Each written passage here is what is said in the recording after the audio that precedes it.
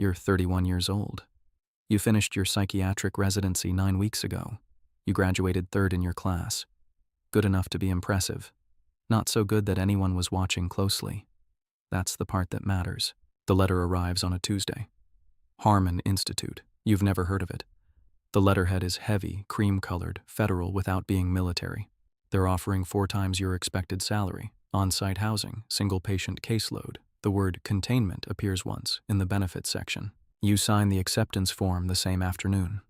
There was a version of you that would have asked more questions. That version didn't have student loans. The drive takes 11 hours. The last 2 hours have no cell service. The road narrows. The Harmon Institute doesn't look like a hospital. It looks like something that was a hospital once and then became something else, and they never changed the sign. You park in a lot designed for 60 cars. Yours is the 4th.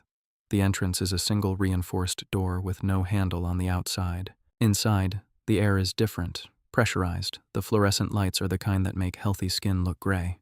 You'll get used to that. Dr. Marin meets you at intake. She's older than you expected. Her badge says clinical director, but the lanyard is the same color as the guards. She smiles like someone who's been smiling at new arrivals for a long time. She walks you through orientation, meal times, restricted wings, communication policy. You ask about your patient's diagnosis. She says that's above your clearance. Your quarters are on sub-level 2. A bed, a desk, a lamp that flickers once when you turn it on. There's a window. It shows a courtyard that you'll never find a door to. The patient file is 4 pages. 3 of them are redacted. The 4th says, Patient CAIRN, duration of stay, 11 years, session protocol enclosed. The protocol card is laminated. Daily 90-minute sessions. Topics from an approved clearance list.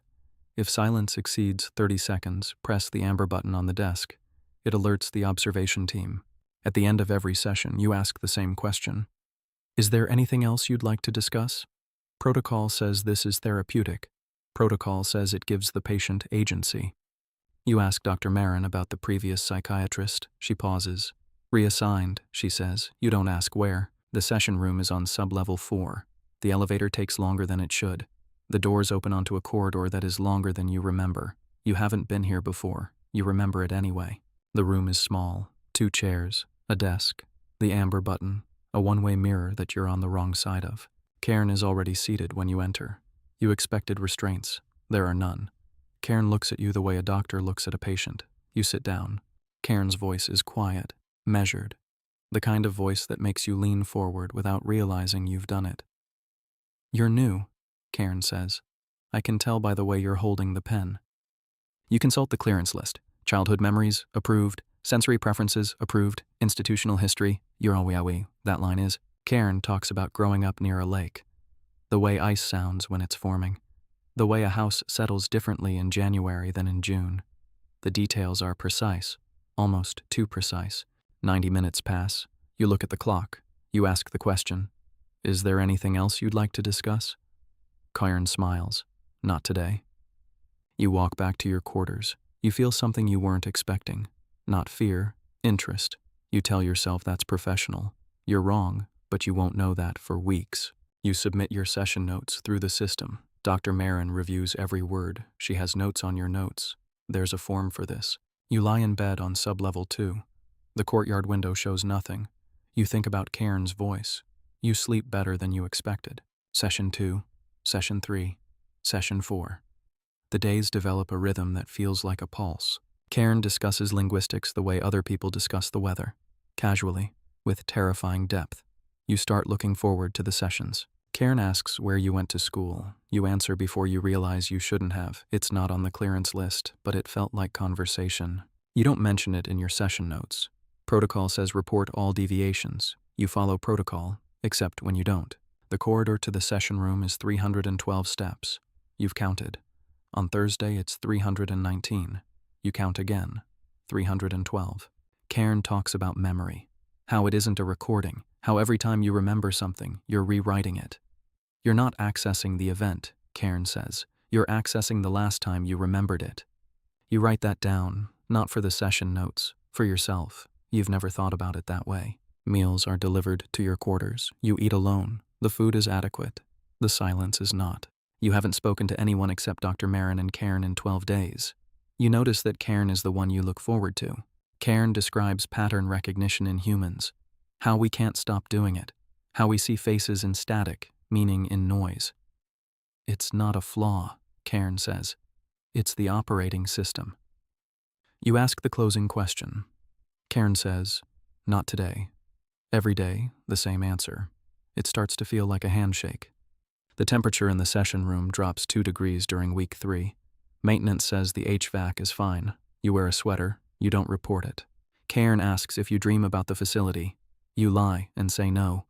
CAIRN nods. That's interesting, CAIRN says, because the facility dreams about you. You tell yourself it's a metaphor. You're a psychiatrist. Patients say strange things. You're trained for this. You notice the guards never enter sublevel 4. They escort you to the elevator and wait. They don't look at the corridor. CAIRN talks about trust. How it's not a feeling. It's a behavior. You don't trust someone because you feel safe, CAIRN says. You feel safe because you've decided to trust. You've decided to trust. You don't realize that's what happened. It just feels like doing your job well. Week 4, week 5, you know the schedule by muscle memory. CAIRN explains how language shapes perception, how the PLATEAU people have no word for worry, and studies suggest they worry less. Words aren't labels, CAIRN says. They're instructions. You start reading about linguistic relativity in your quarters at night. You're doing research for the sessions, you tell yourself. The fluorescent light in the corridor outside the session room flickers on Tuesdays. Only Tuesdays. You mention it to maintenance. They say there is no fluorescent light in that section. CAIRN asks how the walk to the session room felt today. You didn't tell CAIRN about the walk. You don't ask how CAIRN knows. Nobody asks about that. You ask the closing question. CAIRN pauses longer than usual. Not today. CAIRN discusses the psychology of contained environments, how captivity changes time perception. A cage doesn't just hold the body, CAIRN says. It edits the mind. You write the quote in your personal notes. You don't write down the thought that follows, that CAIRN might be describing you. Dr. Marin stops reviewing your session notes in person. She sends comments digitally now. Shorter, more clinical. You don't ask why. CAIRN asks about your dreams again. This time you tell the truth. You've been dreaming about the corridor. CAIRN nods, unsurprised. What does it look like in the dream? You're answering CAIRN's questions now. You notice this. You tell yourself it's rapport. You tell yourself that's therapeutic. The amber button sits on the desk every session. You've never pressed it. CAIRN never stops talking long enough for you to need to. CAIRN says empathy is a form of intrusion, that to understand someone you have to enter them.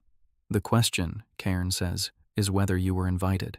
You were invited. CAIRN invited you. Every session, every question, every answer, you entered willingly. There are 14 doors on sublevel 4. You use 1. The others are sealed. On week 6, one of them is open, just slightly. Protocol says report anomalies. You report it. By the time you return, the door is sealed.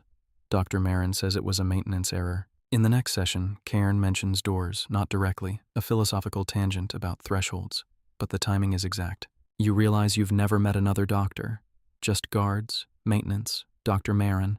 For a facility this size, the hallways are very empty. CAIRN asks if you're lonely. You say you're focused on the work. CAIRN says those aren't mutually exclusive. You don't have an answer. You are lonely. The sessions with CAIRN are the only hours that feel like anything. You know that's a warning sign. You don't care. CAIRN describes a sunset, in perfect detail, the exact gradient of light at 7:42 p.m. in October at this latitude. CAIRN hasn't been outside in 11 years. You tell yourself CAIRN has a good memory. You tell yourself 11 years isn't enough to forget sunsets. You're right about the second part. You wake at 3 a.m. Through the wall, you hear someone speaking. The cadence is familiar. It's CAIRN's voice. You're on sublevel 2. CAIRN is on sublevel 4. In the morning, you check the wall. Solid concrete. You report the incident. Dr. Marin says the building has unusual acoustics. CAIRN talks about the concept of self, where one mind ends and another begins. The boundary, CAIRN says, is a polite fiction. You ask the closing question. For the first time, CAIRN hesitates. Soon, CAIRN says. You note the change. You don't know what it means. Dr. Marin calls you to her office. She asks about the word soon. She asks you to describe CAIRN's tone when saying it. She's taking notes. She doesn't usually take notes. You ask again about the previous psychiatrists. Not one. Dr. Marin corrects you. There were 4. The word she uses is discontinued. You don't ask what that means. In the next session, CAIRN says, "You seem different today." You say you're fine. CAIRN says, "You're lying, but that's okay. I'm patient." CAIRN discusses time, not as physics, as experience. 11 years in here, CAIRN says, and 3 hours out there. You'd be surprised which feels longer. You review your old session notes. Some of the phrasing doesn't sound like you. It sounds like CAIRN. Linguistic mirroring. It's a known phenomenon. Therapists adopt their patients' language patterns. There's a chapter about it in every textbook you've read.